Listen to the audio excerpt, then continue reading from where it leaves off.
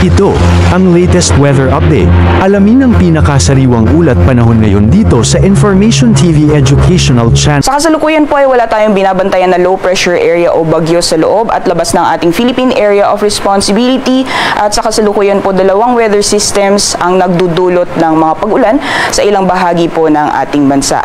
Dito po sa ating latest satellite animation may namamataan po tayong linya ng mga kaulapan dito po sa may bahagi ng Northern Luzon at nakakaapekto sa may area po ng Northern Luzon area. Yan po yung shear line o yung pagsasalubong ng malamig at mainit na hangin. So nakikita po natin na possible na magiging maulap po yung papawirin na may kasamang mga kalat-kalat mga pagulan sa may bahagi po ng Northern Luzon, and later this day ay maaaring magdulot din ito ng mga pag-ulan especially po sa eastern sections ng Central at Southern Luzon area. So bababa po yung axis nitong shear line sa mga susunod na oras.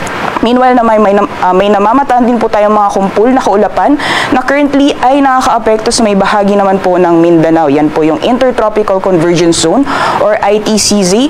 At dahil po sa epekto nitong Intertropical Convergence Zone, mataas po yung posibilidad ng mga pag-ulan sa malaking bahagi ng Mindanao area. At kung nakikita po natin itong mga kumpul na kaulapan, ay posible din po itong magdulot ng mga pag-ulan sa areas din po ng Visayas ngayong araw. So nakikita po natin sa nalalawing bahagi naman po ng ating bansa, patuloy pa rin po yung generally fair weather conditions, except na lang po yung mga posibilidad ng mga biglaan o mga panandaliang buhos ng ulan dulot ng mga isolated na mga pag-ulan.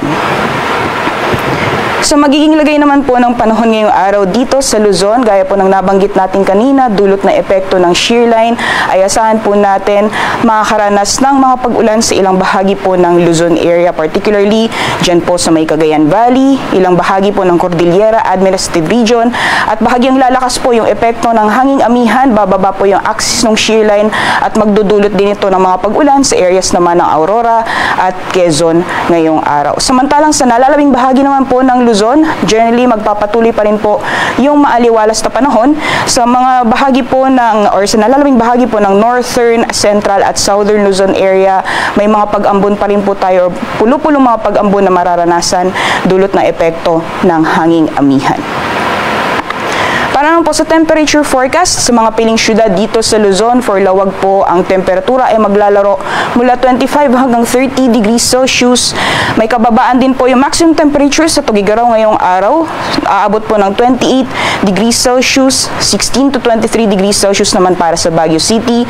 Ngayong araw sa Metro Manila, temperatura ay maglalaro mula 23 hanggang 31 degrees Celsius, 21 to 30 degrees Celsius naman para sa Tagaytay, at para naman sa Legazpi, ang temperatura ay maglalaro mula 25 hanggang 31 degrees Celsius. So magiging lagay naman po ng panahon sa nalalawing bahagi po ng ating bansa, Visayas, Palawan, pati na rin sa Mindanao. Gaya po ng nabanggit natin kanina, dulot ng epekto ng Intertropical Convergence Zone, malaking bahagi po ng Mindanao as well as portions ng Visayas ay makakaranas po ng mga kalat-kalat na mga pag-ulan, pagkidlat at pagkulog. Especially po sa areas ng Basilan, Sulo at Tawi-Tawi, gayon din sa areas po ng Northern Mindanao, Caraga at Davao Region, at sa area naman po ng Visayas, sa Eastern Visayas, as well as sa Bohol, pati na rin sa Siquijor, makakaranas po tayo ng makulimlim na panahon na may kasamang mga pag-ulan ngayong araw. At sa nalalabing bahagi po ng Palawan, sa Visayas at Mindanao, patuloy pa rin po yung generally fair weather conditions, ngunit mataas lamang po yung mga posibilidad ng mga thunderstorms pagdating po sa tanghali or sa hapon o sa gabi. So monitoring lamang po tayo ng mga thunderstorm advisory na nilalabas po ng ating Pag-asa Regional Services Division. Temperature forecast naman po sa mga piling syudad sa Visayas, Mindanao, pati na rin dito sa Palawan. Maximum temperatures po natin sa Kalayaan Islands at Puerto Princesa aabot ng 33 degrees Celsius, 32 degrees Celsius naman para sa Iloilo, Cebu at Tacloban. Agwat po ng temperatura sa Zamboanga maglalaro mula 24 hanggang 34 degrees Celsius, 31 degrees Celsius maximum temperatures naman para sa Cagayan de Oro, at maximum temperatures para sa Metro Davao aabot ng 32 degrees Celsius. Sa kalagayan naman po ng ating karagatan, delikado pong pumalaot lalong-lalo po sa dagat baybayin ng Northern Luzon dahil inaasahan po natin yung maalon hanggang sa napakaalong karagatan dulot ng epekto nitong northeast monsoon, particularly sa dagat baybayin po ng Batanes, pati na rin sa Cagayan kasama ang Babuyan Islands. So may dagat baybayin ng Ilocos Norte at Ilocos Sur.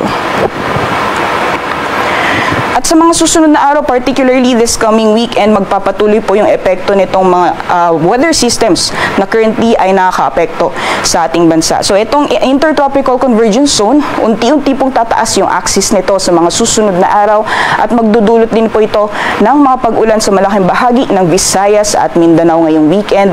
At itong shear line naman po, unti-unti din po siyang bababa at magdudulot din po ng maulap na papuri na may kasamang mga pag-ulan hanggang sa area po ng Bicol region. So this coming weekend, magiging maulan po yung panahon, lalong-lalo na sa may bahagi ng Visayas, pati na rin sa Bicol region, as well as portions ng Mimaropa area, pati na rin sa may area ng northern portion ng Mindanao.